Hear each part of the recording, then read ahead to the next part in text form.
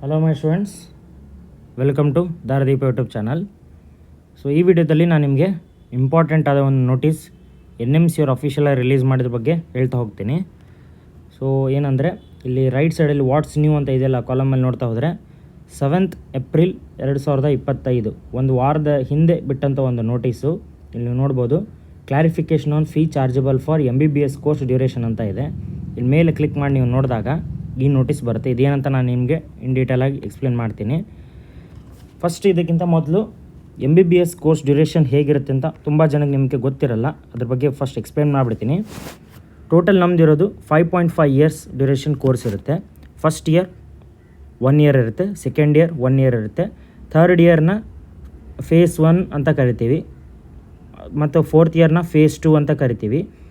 So ಅದು ಕೂಡ third year 1 year ಇರುತ್ತೆ. ಫೋರ್ತ್ ಇಯರ್ ಮಾತ್ರ 1.5 ಇಯರ್ಸ್ ಇರುತ್ತೆ. ಸೊ ಇಲ್ಲಿ 1+1+1+1.5 ಅಂದರೆ 4.5 ಇಯರ್ಸ್ ಆಯಿತು. ಇಂಟರ್ನ್ಶಿಪ್ ಕಂಪಲ್ಸರಿ ಇರುತ್ತೆ, ರೊಟೇಟರಿ ಇಂಟರ್ನ್ಶಿಪ್ ಅಂತ ಕರೀತಾರೆ, ಅಲ್ಲಿ 1 ಇಯರ್ಗಿರುತ್ತೆ. ಸೊ ಇದು 5.5 ಇಯರ್ಸ್ ಆಯಿತು. 2019 ಹಿಂದೆ CBME ಕರಿಕ್ಯುಲಮ್ ಅಂದರೆ competency based medical education curriculum ಬರೋಕ್ಕಿಂತ ಮುಂಚೆ ಸೆಕೆಂಡ್ ಇಯರ್ 1.5 ಇಯರ್ಸ್ ಇತ್ತು, ಫೋರ್ತ್ ಇಯರ್ 1 ಇಯರ್ ಇತ್ತು. ಬಟ್ ಈಗ 2019 ಆದಮೇಲೆ ಎಲ್ಲ ಬ್ಯಾಚ್ಗಳಿಗೆ ಸೆಕೆಂಡ್ ಇಯರ್ನ ಓನ್ಲಿ 1 ಇಯರ್ ಮಾಡಿದ್ದಾರೆ ಮತ್ತು ಫೈನಲ್ ಇಯರನ್ನು ತುಂಬ ಸಬ್ಜೆಕ್ಟ್ಸ್ ಇರ್ತವೆ, 11 ಸಬ್ಜೆಕ್ಟ್ ಕವರ್ ಮಾಡಲಿಕ್ಕಿರುತ್ತೆ ಅಂತ 1.5 ಇಯರ್ಸ್ 1.5 ವರ್ಷ ಮಾಡಿದ್ದಾರೆ.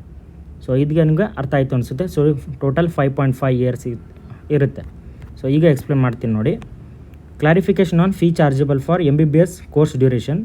It has been brought to the notice of the NMC that certain medical colleges, institutions, universities under the purview of NMC are charging fees for the entire duration of 5 years or 5.5 years. 5 years ಅಂದ್ರೂ ಒಂದೇ, 5.5 years ಅಂದರು ಅಂದರೆ 4 years 4.5 years medical education plus 1 year internship ಅಂತ ಹೇಳ್ತಿದ್ದಾರೆ for the MBBS students. Such practices are not consistent with the prescribed academic structure of the MBBS program and result in charging fees for periods which do not constitute academic teaching. ಅಂದರೆ final year ಯಾವುದು final year ಆದಮೇಲೆ ಇಂಟರ್ನ್ಶಿಪ್ಪಲ್ಲಿ academic teaching ಇಲ್ಲದಿರೋದ್ರಿಂದ ಅಲ್ಲಿ ಫೀಸನ್ನು apply ಮಾಡೋದು ಸರಿಯಲ್ಲ ಅನ್ನೋದನ್ನು ಈ ಸೆಂಟೆನ್ಸಲ್ಲಿ ಹೇಳಿದ್ದಾರೆ. ನೆಕ್ಸ್ಟ್ ಸೆಕೆಂಡ್ ಪಾಯಿಂಟ್ ನೋಡ್ತಾ ಹೋಗೋದಾದರೆ, in this regard attention of medical colleges, institutions, universities is invited to section 10 and 14 and 24 of the NMC Act 2019. Read with the competency based medical education. ನಾನು ಹೇಳಿದಾಗ CBME 2019 ಸ್ಟಾರ್ಟ್ ಆಯಿತು. Guidelines 2024 framed under the graduate medical education regulation which prescribe that ಈ section ಅಂಡರಲ್ಲಿ which prescribe that ಏನಂತ ಹೇಳಿದ್ದಾರೆ ಅಂದರೆ that the duration of the MBBS course comprises 4.5 years.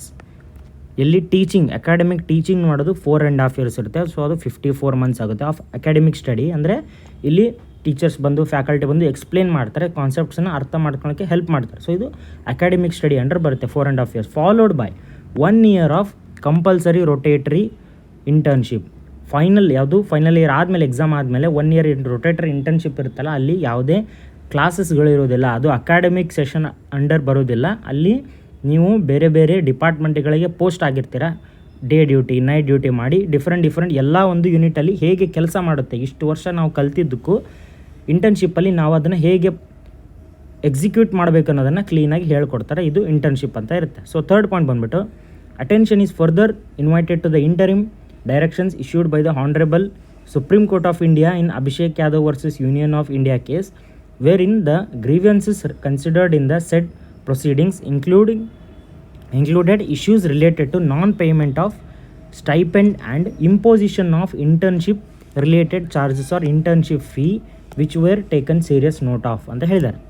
Next fourth point ನೋಡೋದಾದರೆ, the honourable supreme court of India in TMA Pai, ಇದು ಕರ್ನಾಟಕದ case, ಇದು TMA Pai foundation versus state of Karnataka and Islamic academy of education versus state of Karnataka has held that the fee structures must be reasonable. ಈ case ಅಂಡರಲ್ಲಿ court ಏನು ಹೇಳಿದೆ, honourable court ಅವರು, fee must be reasonable, transparent, non exploitative and commensurate with the academic facilities and services actually rendered. Accordingly levy of fees for periods beyond the prescribed academic study duration where no corresponding academic instruction is imparted would be inconsistent with the aforesaid principles. ಇದು ತುಂಬ important. ಅಂದರೆ ಏನು ಹೇಳ್ತಿದ್ದಾರೆ, Livy of fees ಅಂದರೆ ಫೀಸನ್ನು ಹಾಕಿ ಯಾವ್ಯಾವ ಪೀರಿಯಡಲ್ಲಿ, for periods beyond the prescribed academic study duration. Academic study duration ಇರೋದು ಓನ್ಲಿ 4.5 ಇಯರ್ಸ್, ಅಂದರೆ ಟೋಟಲ್ 4 ಇಯರ್ ಡ್ಯೂರೇಷನ್ಗೆ, 4 ಟರ್ಮ್ಗೆ. ನಮ್ದೇನು first second third year fourth year ಇರುತ್ತಲ್ಲ, ಆ 4 ಇಯರ್ಗೆ ಅಷ್ಟೇ ಇರುತ್ತೆ.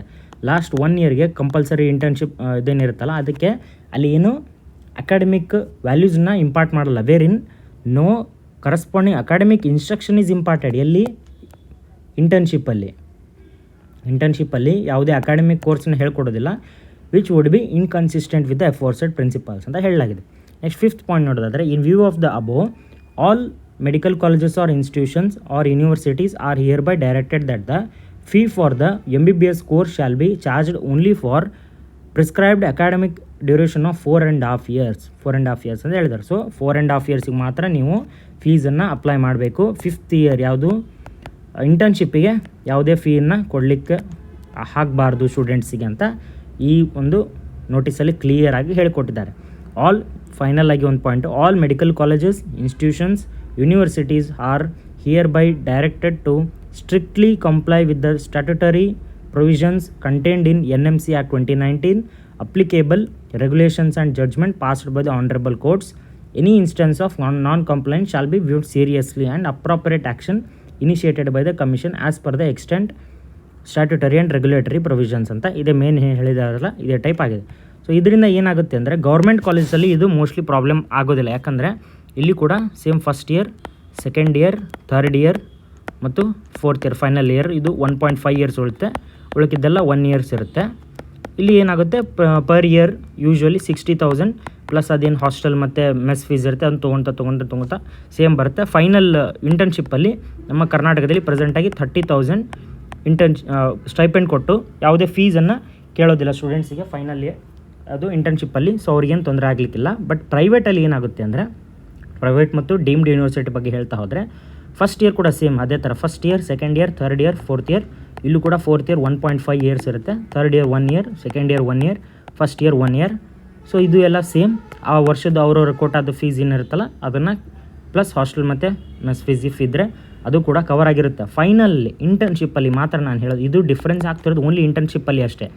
ಬೇರೆ 4 ಇಯರ್ಸಲ್ಲಿ ಏನೂ ಚೇಂಜಸ್ ಇಲ್ಲ. 4.5 ಇಯರ್ಸಲ್ಲಿ ಓನ್ಲಿ ಚೇಂಜಸ್ ಆಗ್ತಿರೋದು ಈ ನೋಟಿಸ್ ಇರೋದು NMCಯಿಂದ only for last that 1 year ಯಾವುದು ಇಂಟರ್ನ್ಶಿಪ್ಪಿಗೆ ಮಾತ್ರ ಈ ನೋಟಿಸ್ ಕೊಟ್ಟಿರೋದು. ಕೆಲವೊಂದು ಕಾಲೇಜಸ್ ಹೆಂಗೆ ಮಾಡ್ತವೆ ಅಂದರೆ, ಹಾಫ್ ಫೀಸ್ ಅಷ್ಟೇ ತೊಗೊತಾರೆ. ಯಾವುದೇ ಕೆಲವೊಂದು ಸ್ಟೈಪೆಂಡ್ಗಳನ್ನು ಕೊಡಲ್ಲ, ಹಾಫ್ ಫೀಸ್ ಅಷ್ಟೇ ತೊಗೊತಾರೆ.